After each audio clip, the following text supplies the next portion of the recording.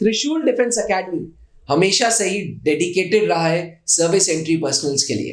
Captain SK sir 24 घंटे में 18 से 20 घंटे कमिटेड रहते हैं सर्विस एंट्री के लिए। कुछ सोचते रहते हैं क्या नया लाए, क्या नया टॉपिक पे वीडियो बनाए, मतलब अपने नींद की ड्यूरेशन कम करते जा रहे हैं। जहां एवरेज सोने का समय 6 घंटा है, वहां सर का एवरेज समय सोने का 4 घंटा है, क्योंकि ज्यादातर डिस्कशंस होते हैं सर्विस एंट्री पर्सनल्स के लिए। शायद यही रीजन है कि आज त्रिशूल डिफेंस एकेडमी सर्विस एंट्री के लिए ऑनलाइन प्लेटफॉर्म्स में बहुत अच्छा कर रहा है। इतना अच्छा कर रहा है कि हमारा परिवार जो शायद 1-2 जवान भाइयों से चालू हुआ था, आज ओवर 1500 जवान भाई हमारे साथ जुड़ गए। एक ट्रस्ट है उन्हें त्रिशूल डिफेंस एकेडमी पे, एक ट्रस्ट है उन्हें आप पे। और thank you very much sir, thank you very much. ये ट्रस्ट होने के नाते ही अलग अलग प्लेटफॉर्म्स पे क्वेश्चंस भी आते रहते हैं सर जी। अभी मोस्ट कॉमन क्वेश्चन जो चल रहा है वो ये चल रहा है कि आखिरकार SCO 56 के लिए, PCSL के लिए इनकी SSB कब शेड्यूल होगी? ओके कब से तैयारी स्टार्ट करें, कब से छुट्टी के लिए एप्लीकेशन दें? SCO 56 की बात कर रहे हैं? SCO 56 की बात कर रहे हैं सर। बिल्कुल जायज बात है। ये बड़ी दुविधा होगी इनके मन में, क्योंकि इनके लिए कोई डेट सिलेक्शन लिंक तो आता नहीं है जी।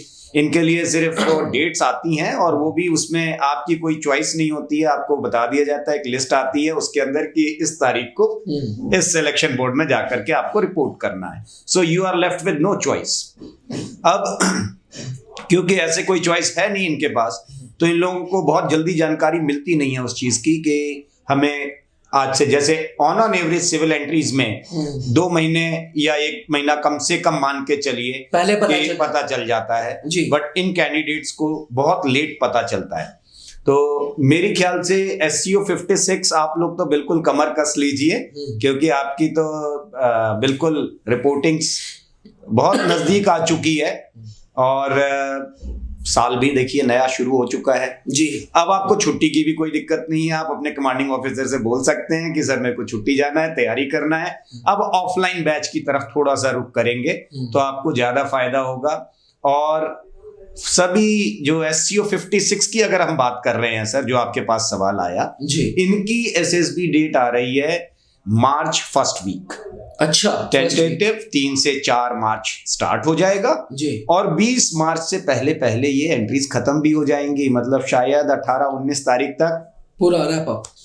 और सर SCO 56 में स्क्रीनिंग नहीं रहेगी? नहीं, स्क्रीनिंग नहीं है। अच्छा। आप बिल्कुल 5 दिन रुकेंगे जी, लेकिन परफॉर्म अच्छा करना है जाकर के।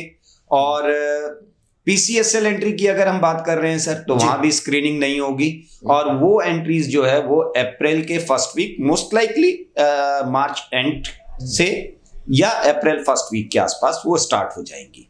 तो दोनों आसपास ही हैं एंट्रीज, और बिल्कुल फर्स्ट क्वार्टर ऑफ ईयर में अगर आपको ये चीजें देखने को मिल जाएंगी, तो आपके पास छुट्टी की अभी कोई ऐसी प्रॉब्लम है नहीं। ऑनलाइन जो तैयारी कर रहे थे वो आपने कर ली है, अब आप ऑफलाइन की तरफ करें। जिन लोगों को छुट्टी नहीं मिल पा रही है वो भी कम से कम बैठे ना रहें अभी कि कब आएगी, और जब पता चलेगा तब तक बहुत देर हो चुकी होगी।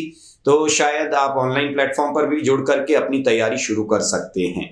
सर आपने अभी बताया था कि सिविलियंस होते हैं उनको 2 महीने तक पता चल जाता है। 2 महीने, 1 महीना तो कम से कम पता चल ही जाएगा। जो जवान भाई हैं हमारे, उनको सर इंफॉर्मेशन या इंटीमेशन कब मिलता है? बेसिकली इनको मिलेगा सर 15 दिन पहले बस। हाँ, कि ठीक है, आपका एक लिस्ट आती है, वो लिस्ट कभी कभी इनके पास पहुंच भी नहीं पाती है, ये काफी लेट हो जाते हैं। कभी तो ये पता चलता है कि 10 दिन पहले ही ये चीज पता चल रही है कि हाँ जी मेरा SSB आ गया। अच्छा। तो उस टाइम हालांकि काफी अवेयर हो चुके हैं ये लोग भी अभी, तो ये खुद भी ढूंढते रहते हैं। लेकिन आप सोचिए कि अगर 10-15 दिन पहले आपको पता भी चला तो फायदा क्या होने वाला है। आज आपको पता चल रहा है, 1 जनवरी को आपको ये पता चल जाए कि जी मेरी जो है फर्स्ट वीक ऑफ मार्च में SSB रिपोर्टिंग स्टार्ट हो जाएगी, तो फिर आप ये 2 महीने 3 महीने क्यों बैठेंगे? आप 2 महीना आपके पास समय है अभी, वो 2 महीने को अच्छे से यूटिलाइज करिए, क्योंकि लाइफ में ट्रांसफॉर्मेशन देखना चाह रहे हैं सर आप। अगर आपके जीवन में इतना बड़ा बदलाव आ सकता है तो इस बदलाव के लिए अपना प्रयास तो पूरा करिए। सर एक सवाल और जहन में गूंज रहा है, कोई SCO एस्पिरेंट है जो ऑलरेडी ACC की तैयारी कर चुका है एंड समहाउ ACC में रिकमेंडेशन नहीं मिला, मैं मानता हूं कॉन्फ्रेंस आउट है जी, तो क्या उस एसएसबी की परफॉर्मेंस हैम्पर करेगी एससीओ में? मतलब क्या कोई कनेक्शन है कि एसीसी की एसएसबी में यार तुम कॉन्फ्रेंस आउट हो गए तो तुम्हारी एससीओ की एसएसबी में कोई क्वेश्चन मार्क उठेगा? नहीं सर, भी बिल्कुल नहीं है, ऐसा कोई नहीं है। हर बार जब आप सर्विस सिलेक्शन बोर्ड की प्रक्रिया में आते हैं तो वो एक नई प्रक्रिया होती है और उसी समय से आपको देखा जाता है। ये बहुत बड़ा भ्रम है बाहर लोगों ने जो फैला रखा है कि फ्रेशर्स को बहुत ज्यादा चांस मिलता है, रिपीटर्स को चांस नहीं मिलता है। ये इस तरीके की गलत फहमियों में बिल्कुल ना पड़े।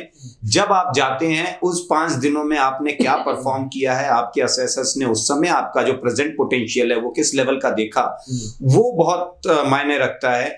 आपके पास्ट रिजल्ट से उसका कोई लेना देना नहीं है, क्योंकि मैं आपको बहुत सारे ऐसे एग्जांपल बताऊं जिसमें कैंडिडेट पिछली बार एसीसी में गया, वो रिकमेंड हो गया, मेरिट आउट हो गया। अच्छा, ठीक है। अगली बार जब वो आया तो पता चला स्क्रीन आउट हो गया।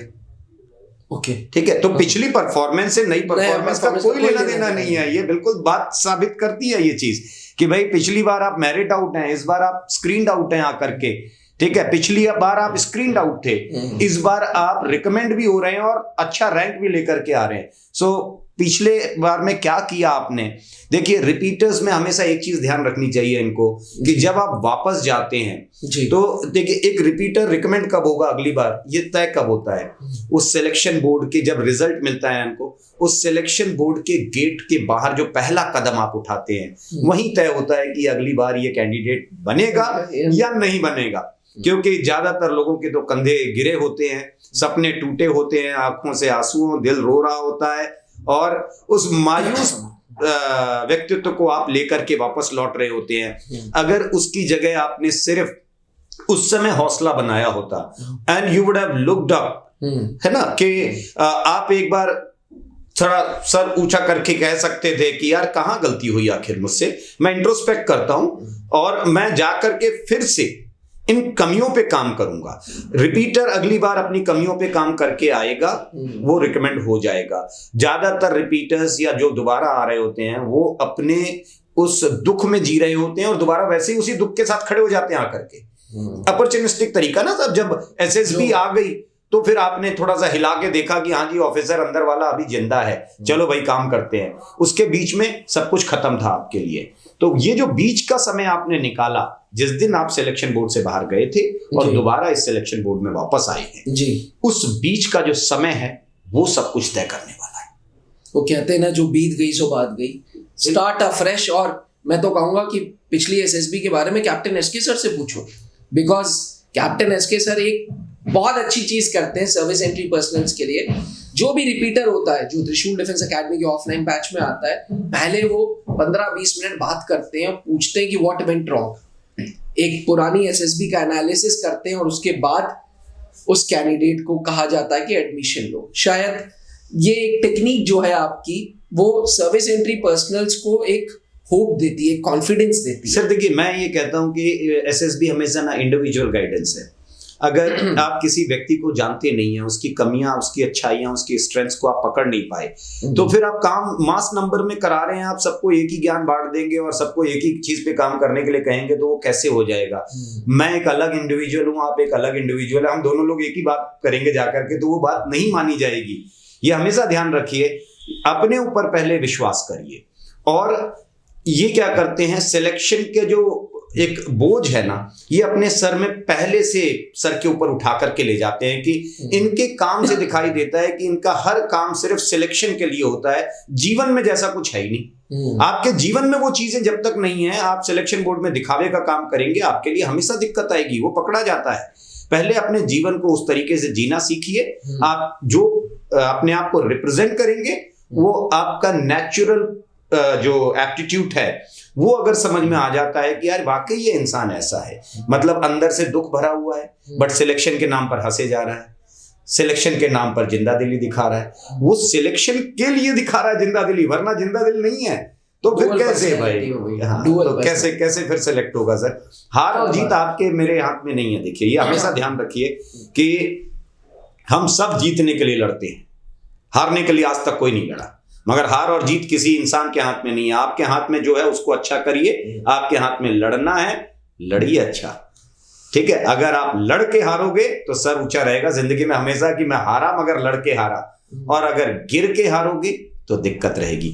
लड़के हारे तो महाराणा प्रताप बन जाओगे और गिर के हारे तो बहादुर शाह जफर बन जाओगे। क्या बात है सर, क्या बात है। अब आपको क्या बनना है ये पहले आप खुद तय करें। बहुत बढ़िया बोला सर, बहुत बढ़िया। शायद अब खुलासा कर ही देता हूं, सर्विस एंट्री पर्सनल्स हमारे जवान भाइयों, त्रिशूल डिफेंस एकेडमी 2025 में इतिहास में पहली बार सर्विस एंट्री पर्सनल्स के लिए एक्सक्लूसिव एसएसबी बैच ला रहा है। जी हाँ, आपने ऑनलाइन सर को रोजाना 1 घंटे सुनते हैं, एक तो बोलते हैं सर 1-1.5 घंटे हो ही जाता है। और मंडे टू सैटरडे शिद्दत से, चाहे सर जहां भी हो, सर किसी भी स्थिति में हो, हेल्थ अच्छी हो खराब हो, ठंड ज्यादा हो कम हो, त्रिशूल डिफेंस एकेडमी के प्लेटफॉर्म पे सर डेडिकेटेडली आपकी क्लास लेते हैं। अब SCO 56 PCSL के लिए हम एक्सक्लूसिव ऑफलाइन SSB इंटरव्यूज का बैच ला रहे हैं। जी हाँ, क्योंकि सर ने खुलासा कर दिया है कि SCO 56 की जो SSB है वो मार्च में शेड्यूल होनी चाहिए 1st से 2nd वीक तक। तो मुझे लगता है छुट्टियों के लिए ऑप्ट करिए, नए साल में रेजोल्यूशन लीजिए और कमीशन अफसर बनिए। त्रिशूल आइए, वर्दी पाइए। Thank you so much sir. Please, जय Hind and wish you all a very very happy new year.